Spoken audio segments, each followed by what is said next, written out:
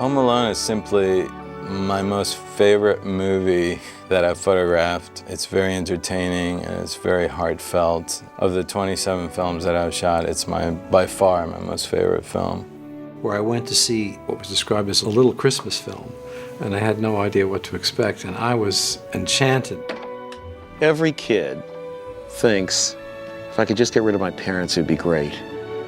And every parent, once in a while, tell the truth parents, thinks, if I could just get rid of my kid. Then the flip side of those two things obviously occurs, where the kid goes, geez, I didn't mean alone, I just meant not now. Mom? And the parents go, you know, we really miss the kid. Kevin! The genius of the script that John wrote is that he plays desire and fear beautifully, like a little orchestra. Action!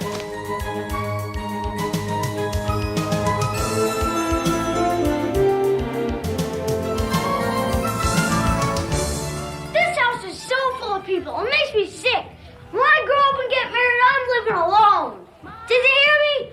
I'm living alone! My problem in the film business is that I started with John Hughes, and so he would give me a script, I'd read, I'd go, oh, that's pretty good. You know, first draft, that's pretty good. It took about 10 years after working with John to realize just how good they were. Sometimes you read a script and it says, you know, and the bad guys get the crap beat out of them. One of the brilliant things of John's writing was that he laid out the physical comedy in exquisite detail. It's so well written and it's so well executed, and it's so much fun, and it's so much fun for everyone. And so when I first read the script, I was laughing out loud. Yeah.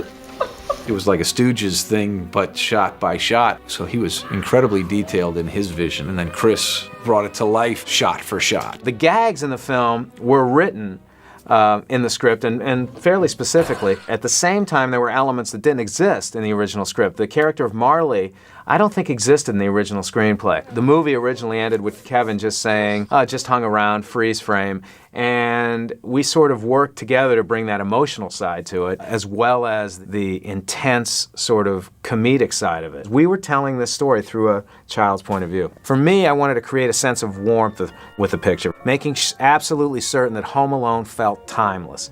The wardrobe, the look of the picture, it had to have some elegance and give it some style. And Julio Macat came through brilliantly. It was a really exciting time for me because I was just starting out. I had done a very small feature before. I think that was the reason Chris interviewed me for the job. He saw a lot of stunts on my reel, which I think he liked. I had been working as a stuntman, but this was my first big break to double a lead and on a film and be on the film for, 3 months. It was a big break for me, because then after Home Alone, I got called a lot to do a lot of physical stunts as car hits and falls and everything because of the nature of the first Home Alone. So it got me a lot of work after that. The set atmosphere on Home Alone was like none other ever. I mean, it was like going to a frat party every day. Everybody was so young. There's always music playing, and Chris was hilarious, and Mark Radcliffe was the AD, and he's now Chris's executive producer on all these huge pictures now, and we just had a blast. It was actually the first time I cast out of Chicago, so I got to go to Chicago, and it was sort of off in Chicago on my own, and it was probably a bit of a confidence builder. The Kevin character, I thought it really had to be cast well. It had to be somebody that you believe could take care of himself. You were afraid for him. This is the furnace. It's the scariest thing in the basement. You should see what it does to me. With the wrong kid, it could have been an obnoxious child. So you needed somebody that was just totally endearing. Kevin, I'm on the phone. No, we're not bringing the dog. Put it in the kennel for the... Hey, get off. Kevin, out of the room. Hang up the phone and make me, why don't you? Well, Macaulay's involvement came from John Hughes. He had been in Uncle Buck. And John said to us, look, you may not want to cast Mac, but take a look at him, meet him, and let's, see what you think. I wanted to find this perfect kid to be in Home Alone, and I didn't want to resort to using Macaulay, who was in Uncle Buck. I thought, I want to find someone on my own. John Hughes suggested me for the part, and Chris wanted, he met with me early on, but he also wanted to meet with other people. He just didn't want to just take the first thing that was in front of him. Guys, I'm eating junk and watching rubbish. You better come out and stop me. After meeting 400 other kids, I realized that there was no one as special or as unique or as talented as Macaulay. The camera loved him. He just was infinitely relatable to people all over the world. Little did I realize until I started shooting the film that not only did he have it for that film, but he truly was a certified movie star. Macaulay's become a great actor, I think. His recent work is really tremendous. As a 9-year-old boy, how good an actor can you be? So he had a beautiful face, he had a great sense of comedy, and he had a great teacher in Chris also. Action! The dork was whining about a suitcase. What am I supposed to do? Shake his hand and say, congratulations, you're a dork? I'm not an idiot. Oh, really? Cut? Okay. I'm not an idiot. Yeah. Now, guys, here's what you can do. Megan, Hillary, you guys can move a little faster here, okay? So you can say you're completely helpless. Everybody has to do everything for you as you're almost here, okay? So let's try it one more time, guys. And action. I've never done this once in my whole life. Tough. That's what Megan said. What did I say? You told Kev you're tough. The dork was whining about a suitcase. What am I supposed to do? Shake his hand and say, congratulations, you're an idiot? I'm not an idiot. Oh, really? You're so helpless. Everyone has to do everything for you. Chris was very, very good with me. He knew how to get me to do the things that he wanted me to do, to tell the story that he wanted to tell. And that's what it was all about, is just making sure that Chris was happy. You know, you always want to make a director happy, and, you know, especially when you're a kid, even more so. I'm not sure if there's anyone else in the business who can really get performances out of children the way he can. He always knew his lines. He was always a professional, always prepared. At the same time, he was a 9-year-old kid.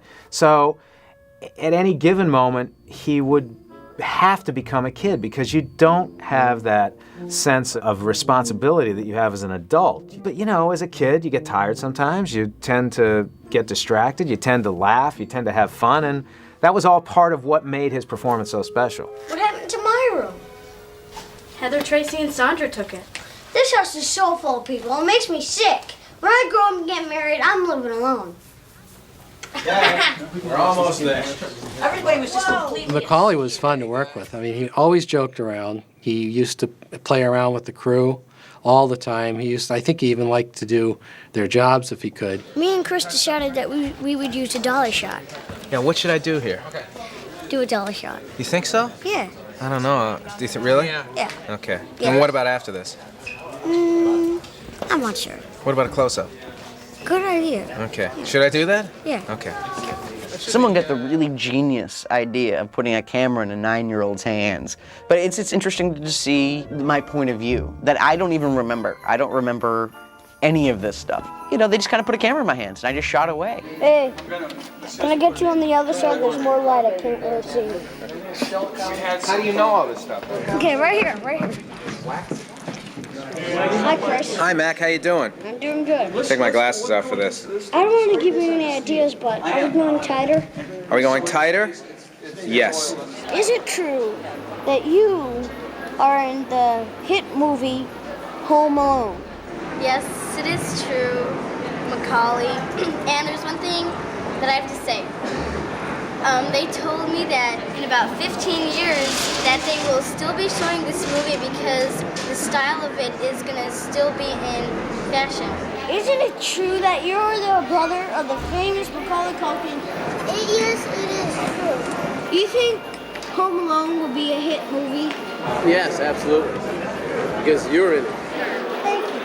Moving on. We just had a great cast, you know, everywhere. Anyone from Macaulay Culkin and Joe Pesci and Dan. They were just a great bunch of people to work with. We were really lucky. Joe Pesci read it and saw that he could do something with it, and he came on board, and when he came on board, everyone else kind of followed. Joe Pesci was someone I was a gigantic fan of from Raging Bull and Goodfellas, and I thought, God, it would be great if Joe Pesci would agree to do something like this. He warmed to the script. We got along when we first met, and he decided to do the film, which was shocking to me. I didn't expect him to do it. He thought that a lot of what we were asking him to do was a stretch for him, which it was. He handled it so well because a lot of it was, you know, kind of in a different playing field than what he was used to. I think his hardest thing was not to cuss on camera.